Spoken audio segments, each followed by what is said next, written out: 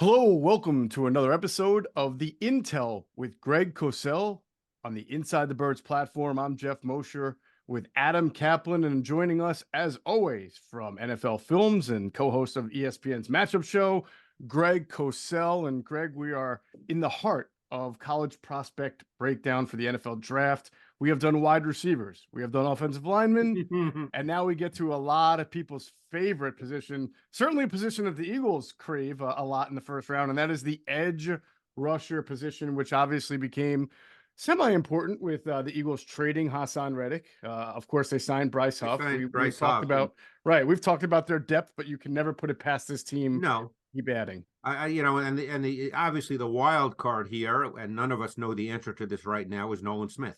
He's the wild card. Absolutely, definitely. And of course, the Eagles aren't alone. A lot of NFL teams like to build in the trenches and really love explosive edge rushers. And this draft has a bunch of them. So let's start talking about guys we expect to see go off the board day one, day two. And we'll start in Alabama, which always seems to put out somebody in the trenches every year. Roll Tide. Yeah, Roll Tide. Dallas Turner, the edge rusher out of Alabama. What do you see from Dallas Turner's tape? I would say Dallas Turner probably has all the traits that you look for when you're talking about guys who can come in and become really good edge players. And he's a stand-up guy as well, in terms of a 2-point stand. So he probably fits teams for the most part that play those 5-man fronts like the Eagles do. But many teams now in the league play those 5-2 or 5-1 fronts. That's become sort of a new trend in the league. You're dealing with a guy that has size, length, athleticism, explosiveness. He can rush clearly. He can rush the quarterback. Probably needs a few more tools in his toolbox, but a lot of college pass rushers do because very often they can win without having to go deep into a toolbox. But he certainly possesses impressive physical traits. Whether it will take some time or not, his body type is such, he's kind of long, and I don't know if lean is exactly the right word, but he's 247 at the combine, has tremendous arm length, which, as you guys know, for defensive pass rushers and offensive linemen, coaches really focus on that. His athletic testing measurables were phenomenal. So you're dealing with a guy that has easy, explosive movement traits, length, athleticism. Every once in a while, he showed strong, heavy hands, which I think in the NFL is really important. You can't just live on being explosive and sudden. You need to have some power and some strength in your hands and your body. And I think he needs to get better in that area, but it is there on tape. Yeah, one of the things I look at with him is, and if you're a team like the Bears at number 9, they need an edge rusher to play opposite Montez Sweat. So based on what you're saying, he might we get it. He's a rookie. He's going to need further development. Well, they're a 4-3 team. So the question is, would they see him? And I'm sorry to interrupt. I just, it just popped into my head as you were talking about that, because Matt Eberflus is a 4-man D-line guy, not a 5-man. So if a team like the Bears, and they may love him, and you could be right, but for them, would he be a full-time player or a sub-front player? Because at 247, is he going to line up as a full-time D-end? Right. And then the question for them is just getting towards the part where you're talking about he needs to get more tools in his toolbox. So he needs obviously further development. So yeah, he's got a lot of great measurables. Timing is phenomenal. Tape's pretty good based on what we know. Yeah. But I worry about this guy coming in and playing right away. So the reason why I brought up the Bears is we know where they're going at 1. They're a team that's starting to turn things around. They need some help up front on defense. They have a pretty good young secondary, but up front, they just need to help out Montez Sweat. So I do wonder if he'll be ready to play right away, because they really don't have anybody else. They need more edge rushers. Yeah, and that raises the question of a team like that, because ultimately you'd like to be in a position where you don't have to pay 2 players. In other words, you don't want to have to pay someone who's going to play in your base defense and then just pay someone, particularly if he's a top 10 pick, to just come in your sub front. So I'm not sure if he'll be seen as a true 4-3 D end. Sure. Or for teams that are 4-man D front lines, will they see him more as a backer? Now, when I say that, it doesn't mean that he has to be a stack backer off the ball. There's different ways teams can align their defensive fronts. These are all the things you have to figure out when you evaluate these guys. because it's one thing to look at his traits. We went through that. Everybody's going to see the traits that, in some ways that's the easy part with players like Turner. I mean, that's, no one's going to look at Turner and go, man, he has bad traits. That's the easy part. The question is deployment in the league in the context of a defense. Right. Last thing on him, Greg, because I'm thinking about some of the last pass rushers over the last few years to come out where you've wondered about maybe their bendiness or their flexion. I'm talking about a Kayvon Thibodeau or even last year with Will Anderson. How does Dallas kind of compare in that regard? Is he a little bit more bendy and explosive? Yeah, he's a bendier guy. Thibodeau is not a bender. Anderson is not a true bender, but Anderson has really high level power generation. He's just one of those guys. But Turner has bend and flexibility. He can clear the arc and then flatten his rush path. That's what you're really looking for when you talk about bend. It's not just bend. Some guys can bend and then they just get pushed past the quarterback. So what happens is if you can bend and you can clear the arc, the top of the rush, the top of the pass rush arc, then you have to flatten your rush path. A lot of, you've heard these terms. A lot of scouts will say ankle flexion, these coaching terms, but you have to be able to flatten your rush path so you can then close to the quarterback. Thibodeau is not that guy. Anderson is not really that guy, but like I said, he's just a different cat in terms of power generation. Dallas Turner can do that. All right. Greg, the next guy on our list, let's leave the medical for Laiatu off. Let's put this to the side because this is just more of it. This is a tape evaluation. Everything Jeff and I have talked about this off the air. Like you hear from scouts and football people that best hand usage we've seen. He's pretty long, but what did the traits show you? What does the tape show you about this guy? I think if you're just talking tape, and if I truly had to make a list, I'm not one of those guys, but he would probably be my number one guy. He's 6'5", he's 260. You talk about a guy that has a deep pass rush toolbox for a college player. This guy has it. Plus, he has really good movement too. I mean, he's got athleticism, he's got explosiveness, he's got advanced and refined hand usage, multiple moves in his arsenal. He can bend. He has flexibility to bend and flatten his pass rush path, as we just spoke about. He can accelerate off his inside leg. That's kind of what you have to be able to do when you bend, is you've got to then be able to accelerate off your inside leg so you can close with burst and speed to the quarterback. He's super competitive. He's a high energy motor guy. That often resulted him in driving through, chip blocks, when they tried to do that with him. He just played really, really hard. In some ways, he played like a guy that missed football for 2 years and is just so happy he's able to play, but I thought that he was one of the few guys that I've seen in college. And again, I've been doing this a long time, so I don't want to, I'm sure I'm leaving people out, but he had a plan as a pass rusher. And you don't see that a lot with college pass rushers, but Latu had a plan. That's interesting. We know the Eagles like him, Greg, and he's got a 30 visit with them. So when you look at him and the fact that they drafted Nolan Smith last year, both are really good athletes, but would you say he's better than Smith as a pass rusher? Oh yeah. And he's a bigger man.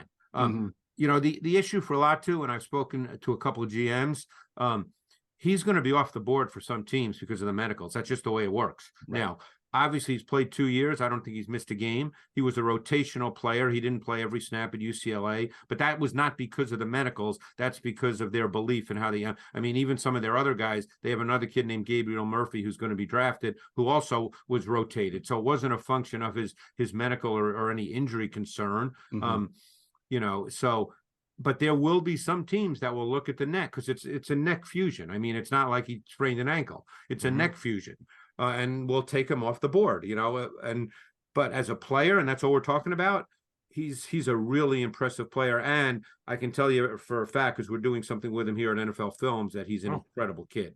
Yeah. And by the way, just so we don't have to send people to Google, we will give the context that is known. He started his career at the University of Washington. He suffered, as Greg and Adam have alluded to, a neck injury to the point where University of Washington, did not medically clear him to play. They were that concerned about the neck, and he sort of quasi-retired, but then ended up at UCLA, which clearly did clear him to play, and he had a fantastic last 2 years there. Yeah, so whatever it means. whatever. Yeah, it it's means sort of to like have- yeah. beauty in the eye of the beholder there, because Washington was afraid of it and UCLA said, all right, well, we can do this. Well, I mean, they went to a major doctor. I forget who it was, but it's somebody everybody would know, and I can't remember who it was. But it's not like they went down to the local urgent care center. I mean, they went to a major doctor, who cleared them, and so it's and he's been playing without any issues up to this point. Yeah, I think it's Dr. Watkins, if I'm not mistaken. That's right. That's right. Yes. Yeah, Yes. that's the guy the NFL player sees. So, Yeah. Jeff, who's next on our list? So moving on, next would be from Florida State, Jared Verse. Greg. Yeah, Jared Verse he's totally different than the two guys we just mentioned. Jared Verse is a power player. His game is built pretty much on power. I mean, this guy, you put on his tape and you see his speed to power pass rushes. He had, I remember he had one against Louisville. He might have had one against Syracuse. I'm trying to remember the games. I can't remember all of them, obviously. But this guy his game is built on power, strength through his body, what we call short stroke power in a confined, compact space. That's the way he plays. He's got really strong hands. He can jar offensive tackles, and he has accelerating power to drive them back into the pocket. It was actually Florida and Louisville, because I made a note in my notes, the two that were the sacks against Florida and Louisville. The thing about him is he's a 4-3 DN. He is not a stand-up player. He was clearly better in a 3-point stance. In fact, in a 2-point stance, which he wasn't in very often, but he always had a false step in a 2-point stance. In a 3-point stance, he never did. He got off the ball. I mean, you talk about first step explosiveness off the ball. It is really high level, no wasted steps, and he comes off the ball with tremendous velocity and speed. It's so rare, Greg, to hear that out of an edge rusher these days, instead of the undersized speed to power. Is there, I know you don't love doing this, but just for the context of the conversation, is there a 4-3 DN that comes to mind when you think of Jared Verse? Well, he's a better version, stronger version of Kayvon Thibodeau. Okay. Because Thibodeau was also not a true bender. He was more of a power generator kind of pass rusher. This kid is a stronger, more powerful version of Thibodeau. Gotcha. But both of their games are built on kind of straight line linear power, and Verse is just more powerful.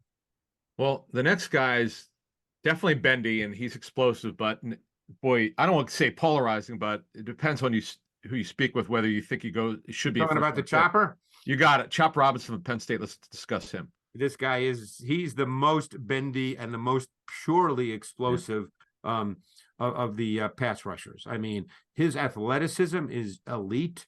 He has unbelievable twitch and suddenness to his movement.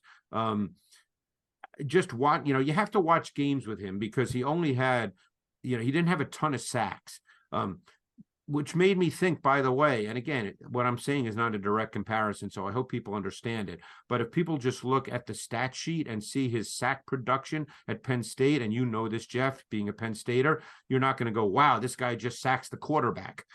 But keep in mind, and I thought of this watching him, Danielle Hunter, who's close to 100 sacks in the NFL, he had 4.5 sacks in 3 years at LSU. So you can't just look at a stat sheet. You need context of games. When I watched the Ohio State game, I think on the first 6 quarterback dropbacks, he ran around the right tackle like he wasn't there. You may remember that, Jeff. I mean, it was just unbelievable the way he could bend. And the guy, the quarterback, McCord, just got rid of the ball, so he didn't get a sack, Right.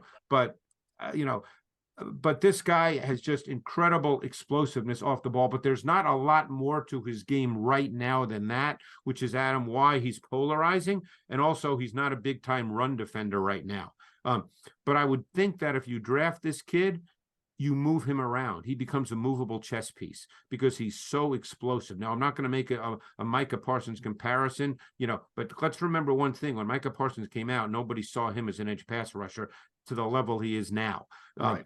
And he obviously moves around in the context of the Cowboys defense. It would not surprise me to see Chop Robinson move around, stand up joker, get him in a position where he could use that speed, that build up speed, because he can bend. He's almost like a receiver in the sense that he can bend and change direction without having to slow down his stride at all. Greg, I was at the Iowa game, and the thing that jumped out at me watching him live and in person is he pounces like a cat. You know how Yeah. a cat can just change its Von Miller always struck me, the guy who can change his direction with a split. I'm not saying he's Von Miller, by the way. I'm just saying it's just the uniqueness of his ability. And Without question. Iowa's offensive line isn't what it usually is. It's still pretty good though, and he gave that left tackle fits too. But I agree. I thought what stuck out to me was, can he be an every down defensive end right away? And maybe He it's won't something be right away. He will not be right away. Right. No. But I mean, you can really carve a niche as a situational pass rusher as a without rookie question. in the NFL. And look, I'm not going to sit here and say I know who's going to be drafted where, but I would doubt he's going to be a top 10 pick. So, Yeah. You start getting later in the first round, you can draft him on a better team and he can be a situational player. And by the way, a lot of guys start like that who are pass rushers. That is not a knock on the player. But there's no question that this guy has lightning quickness off the ball. He's got an extra gear. It's just a matter of the other parts of his game. Can he get more tools in his toolbox? Can he play the run better? All those things. Sometimes they happen, sometimes they don't. You have to make a decision about that when you draft them. I mean, I'm being honest. I don't know the answer to that. I mean, that's what has to happen if he's to become an every down great player, but it may not happen. We don't know that. Absolutely. Greg, the next guy we want to talk about, I don't think was a household name, and people didn't know a lot about him until maybe the pre-draft cycle, the Senior Bowl. Missouri's Darius Robinson really has gained steam over the last few months. Yeah, this guy was actually kind of a fun watch. He's like an old school strong side DN. Like if we were having this conversation 20 years ago, when 4-3s and everybody played a 4-3 and tight ends lined up, pretty much attached to the tackle, and they lined up predominantly to the right side of the formation, back in the day, this guy he'd be a strong side defensive end. But this guy is a big freaking dude now. He's got great length, mass throughout his body. His game reflects that. He's got really strong hands. He extends them. He locks out. Those are two of the most critical traits in his arsenal. He's a strength power generator in confined space. He can move offensive tackles. He's got a little short area twitch to him, not explosive the way we think of a Dallas Turner Robinson, not that kind of explosive, but sort of 6 to 10 inch short area twitch, that kind of twitch to play off contact, make plays in the run game. Pass rusher, he's a power guy. He'll need to learn more, because right now his pass rush is limited. It relies almost exclusively on power and force. But he was kind of a fun watch. I think the way he projects and transitions best to the next level. He's probably a D end in a 4-3 front. Could you see him, being a 4-eye or a 4 technique in a 5-man front? You can. And I think he'd move inside to rush the quarterback. The guy who he kind of reminded me of, believe it or not, this guy was undrafted back in the day, but the kind of player who, and this guy I'm going to mention has become a really, really good NFL player and just signed with the Houston Texans. He kind of reminds me of Danico Autry. That's a good one. Okay. Yeah. And Robinson's a 2-time captain, academic. I don't know if he's academic All-American. I know a really, really sharp kid and very high character. And I agree with your assessment, Greg, on the point about he could in nickel. The word I got is you could line him up inside. Inside. Yeah. Yeah. Which we see a lot. So yeah, he's long, he's strong. This is an interesting pick. He definitely will go in the first round. I couldn't tell you exactly where, but yeah, no, this guy's 6'5" and an 1/8, 285, long arms. Pretty good athletic testing measurables, which, I'm learning that a lot of teams really look at, to enhance the tape. He's a relentless motor, high level competitor, always fought through contact. This guy, to be cliched but true, this guy's a football player. He's just not, he's obviously a 285, not going to be bendy. Now, he had very much the same measurables as Cam Jordan, but when Cam Jordan came out of, I believe it was Cal, Cam Jordan was a little more athletic. So, the question is, can Robinson kind of become that? Because Cam Jordan's like 285, 290 pounds, and he's probably got 125 sacks in his career. So, I mean, he was a more athletic guy, but the measurables are very similar. Yeah, I think the measurables are similar with the JJ Watt too, as far as body type. I'm again not making the comparison. No, JJ Watt wasn't even a top 10 pick either. I you know? understand. I understand that, Jeff. But believe me, it seems that a lot of people don't, but I understand it. Yeah. But similar measurables. Yeah. And the ability to play multiple positions and be a big. Again, we Right. don't. When we talk about edge rushers or pass rushers nowadays, we seem to be talking a lot about the chops, the 245, 250, Right. 255. Mhm. It's rare to see a guy with some real big body frame like that anymore. Old school not be size. considered a DT. Yeah, he's an old school. He'd be in high demand 25, 30 years ago when the game was different. People would look at this guy and think he's a top 10 pick. Yep. Let's go back to Alabama. Chris Braswell is another guy who's got a chance to be a top 40 pick. What are your thoughts on him? You could almost argue that he's similar stylistically, and not as big stylistically, to Robinson. Braswell's game is strength. Braswell was one of those guys. The more I watched him, the more I liked him. Yeah, I kept having to watch because he's not one of those bendy, flexible. Get a sack and you go, wow, look at what he just did. He's not one of those guys. He's a speed to power rusher, really effective one-arm stab. He's not a bend the edge motorcycle leaner. He's not that guy. But he really showed speed to power conversion. He challenged the high side. He threatened the edge, and then he would sort of drive right into the offensive tackle with velocity and explosive power. The more I watched him, the more I really appreciated his natural strength and power. And that almost always transitions to some degree at the next level. Like, I'm not going to sit here and say he's a 15 sack guy, but normally that kind of power and the ability to generate that kind of power translates. The guy who he reminded me of, okay? And again, this was when this guy came out. And this guy didn't come out as a big-time pass rusher, but he's turned into one in his career. And he's a smaller school guy. The guy he reminded me of was Matthew Judon. Wow, good player. And Judon was a little heavier, but stylistically, their games to me were similar, when Judon came out. Gotcha. Excellent. So we just went back to Alabama. Now we're going to go back to Penn State, Greg. And listen, I didn't put this list together, no bias, but I did really enjoy watching this kid play. And he's got a really interesting background story as far as I know his siblings are nonverbal, I believe. And we're talking about Adisa Isaac, who I kind of flew under the radar. I didn't look at the stats, but I would be willing to bet he probably had more stats than Chop Robinson, but he was certainly a big part of that pass rush from Manny Diaz. I think based on what I see on Twitter sometimes, Jeff, I think there'd probably be a lot of people that would prefer if I was nonverbal, but well, that wouldn't be any good for us, Greg. Right. Unless you had really good detailed signs. Right, exactly. I kind of felt Isaac was an ascending player when I watched him. I don't think he jumps off like, I don't think you watch him and go, oh my God, this guy is just freaking great. But I think that he has a great frame. He's got a tapered body. I mean, he's got really good length. He's over 6'4". He's got a sort of foundational baseline athleticism that shows up as a run defender and pass rusher. I love the way he played. He's got what I call an outstanding playing personality. You probably know this, Jeff. I'm sure you watch every Penn State game. He's got a high motor. He's got competitive energy. He's constantly in motion, hand, feet. I think he's got pass rush traits that I think translate because he's got speed to power. He knows. I don't say he knows how to use his hands. He does use his hands. So at least he understands that they have to be used. He had a really effective rip move.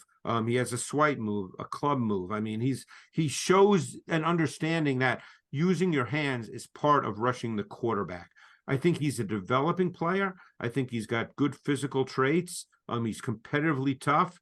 I think he can become a 3-down player in time. He reminded me of someone who's not going to be a household name by any means, but, because I do this, I see a lot of guys.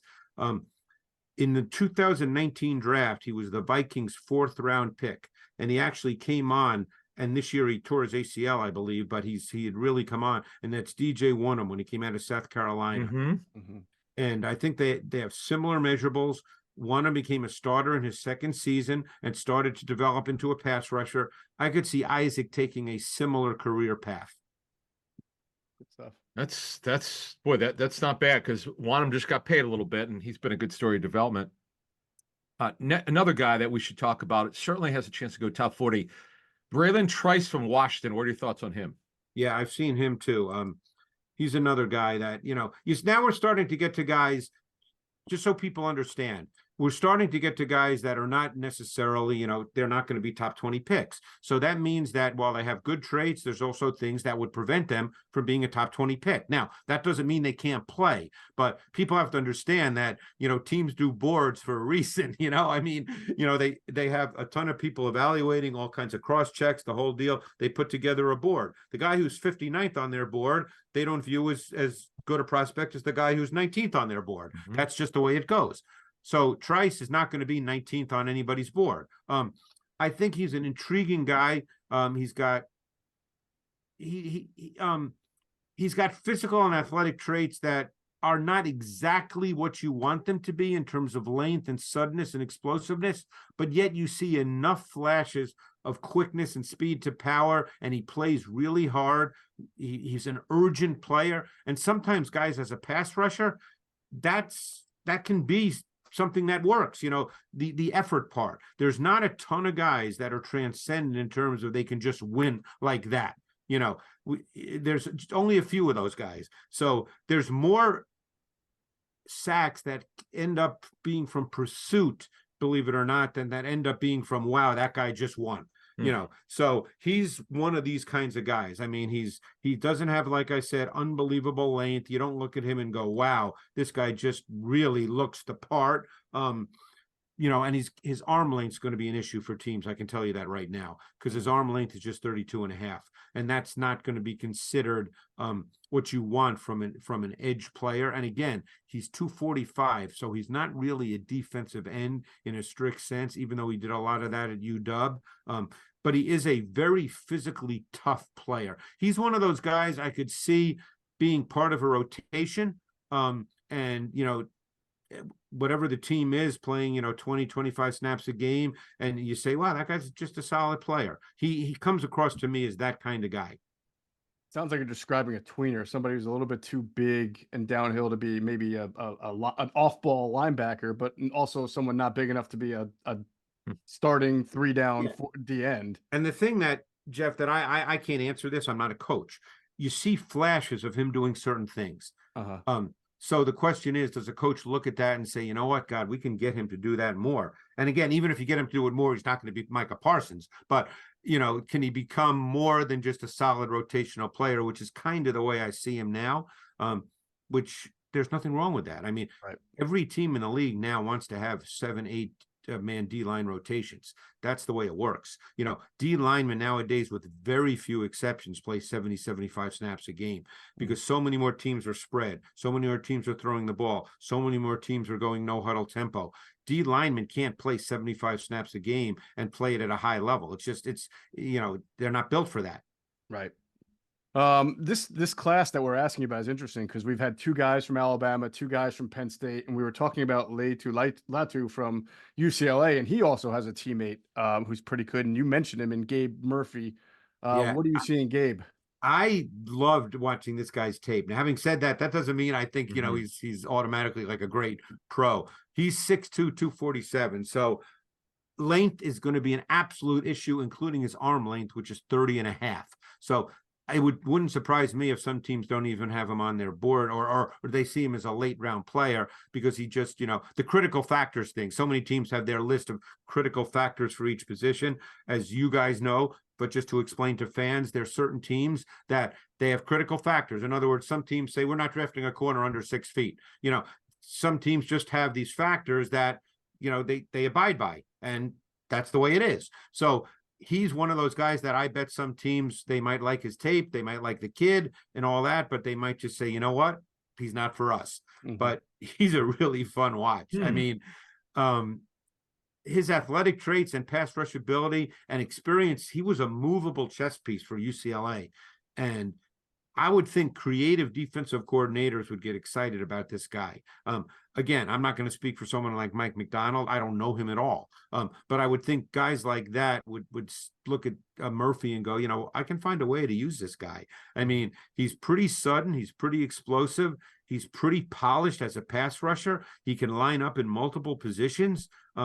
He's a fun watch. You can do him as a stand-up joker in the middle of your defense and sub fronts. So again, I really liked watching his tape. But I think there'll be limitations where some teams will just look at him and go, not for us.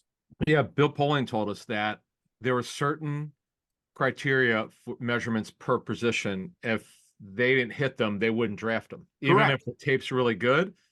Because he bases on history of guys with if an off the ball linebacker ran 4.75 or worse, they were not going to draft the guy.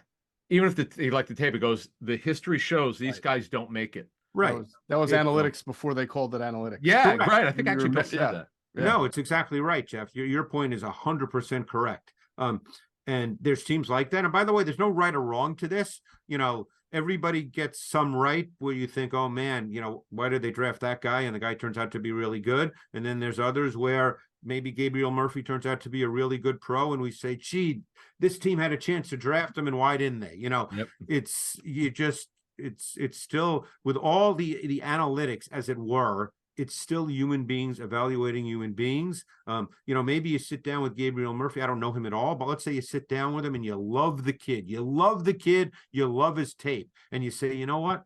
I know he doesn't fit our parameters, but boy, everything about this kid is so good. We're going to draft him. Right. You know, you never know that stuff. I mean, I've heard, you know, the Chuck Paganos of the world talk about the fact that sometimes it's just so hard to tell, you know, particularly with the guys that have really good traits. Like everybody can look, you know, at the top 10 or 20 guys and go, you know what, they have really good traits. But we know that not the first 20 picks in the draft are all going to become good players. We know that. Just like not every quarterback in this draft is going to become an all-pro. We know that. So the question is, beyond just what you see on tape, what separates guys? That's the hard part. You know, and again, being totally honest, I'm not interviewing these guys. I'm not doing the due diligence that teams do. I'm not talking to the janitor in his 8th grade middle school. You know, I'm not, you know, do the things that teams do. And you try to find out as much as you can. You know, there's a lot of guys, you know, and you hear this cliche a lot, but it's true. There's a lot of guys that are good players and really good players with great traits, but they don't love the process of becoming a great player. And when you get to the NFL, the process is just as important as playing on Sunday afternoon or Monday night or Thursday or Christmas Day on Wednesday. You know, it's you know, the process is just as important. And the value of coaching. Correct. Coaching. Well, that you know how you guys know how I feel about coaching. Yeah, of course. Yeah.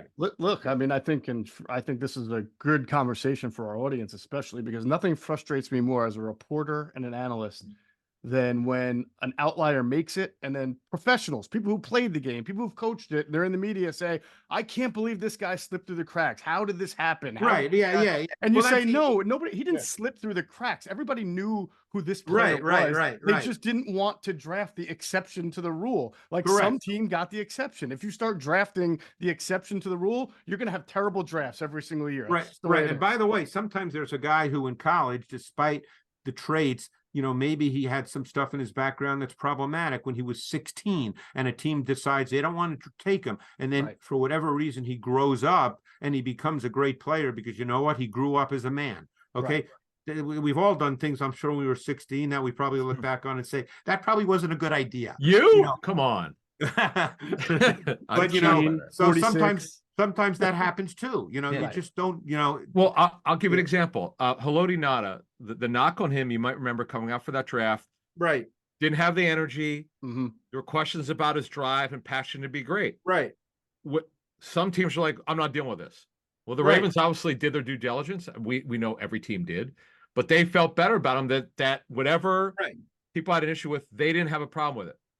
And everybody sees this stuff differently. It's really fascinating. Sometimes, and this is a great conversation, by the way, sometimes it depends on the makeup of your team. You know, do you have a locker room with some veterans who are basically going to take them under their, you know, you hear so much, and you guys have heard this as well, about the particular room at every position. What's our offensive line room like? What's our quarterback room like? What's our DB room like? You know, if you bring a guy in that you love his football, but maybe he's not the best guy in the world. But, you have veterans in that room at the same position that are basically going to, put your arm around the guy and say, hey, look, I know you want to be great. I know you want to make a lot of money. I know you want the second contract. I know you want all that stuff. We all do. We all did. We all, but here's how it has to work in order for that to happen. It's, if you don't have that guy, maybe a young guy comes in and he just, there's no one there to mentor him, because at some level, coaches can coach to make a guy a better player. But sometimes it's hard for a 60-year-old coach to truly mentor a 21-year-old, particularly when the backgrounds are so different. Great stuff. Let's finish this off. We have to, because we can't really do Adam anymore. We can't have conversations without talking about somebody whose last name is Ellis with two S's at the end. Yeah. Who is, belongs to the family of Luther Ellis. This one we're going to talk about is Jonah Ellis out of Utah, who is part of the Luther Ellis family and related to Noah Ellis from the Eagles and Caden Ellis from wherever he's at these days and so forth. Falcons. Yeah. Falcons. Right. Yeah. Yeah. I'm not sure exactly what Jonah Ellis is when I watched his tape. He's a plus athlete, but not a great athlete. He's not particularly big or long. He's not sudden. He's not twitchy. He's not explosive. So how is he going to win? He's going to have to become really proficient at initiating contact, then working off contact to break down the technique of the offensive tackle. That's how he's going to have to play, because like I said, he's not a twitchy, sudden guy. Now, he did show some moves, which is good. He showed a strong rip move, an inside spin move. He did have a speed to power element when he aligned wide and had a runway to generate some speed and velocity. But too many snaps, and I watched a lot of games and a lot of his tape, too many snaps, he was just stunned and shut down by offensive tackles who had strong hands and good strike timing. And I just wonder if he's much more of a kind of movable chess piece kind of player that would only be able to really play in sub packages and not much more. I kept watching him, trying to figure out, because that's what I do. When I love a guy, I keep watching to see, hey, am I missing something that's problematic? And when I don't like a guy's early tape, I keep watching to see if I'm missing something, because that's what I try to do, because I'm not one of those guys, as you guys know, that, oh, I love this guy, oh, I hate this guy. I don't talk like that. I try to find out how a guy can play in the league, because particularly on defense, a lot of guys play. So you can't get caught up in, well, he's not going to be an all-pro. Well, yeah, but that's irrelevant, because most defenses through the course of a game might put 18, 19 guys out there. And, sometimes a guy could play 13 snaps, but you know what? For the defensive coordinator, those are 13 snaps that really matter. So I always try to figure out, is there a place for a guy to play? He may not be an all-pro. He may not have the best traits, that you want at that particular position, but is there a place for him to play within the context of a defense? Interesting. Great stuff. All right. That is it for edge rushers for this year's NFL draft. Certainly a lot of them and a different variety of them. And had real fun discussing not only that, but the draft process with you there, Greg. So that'll do it for this episode of the Intel with Greg Cosell. For Greg Cosell and Adam Kaplan, I'm Jeff Mosher. We'll catch you on the next one.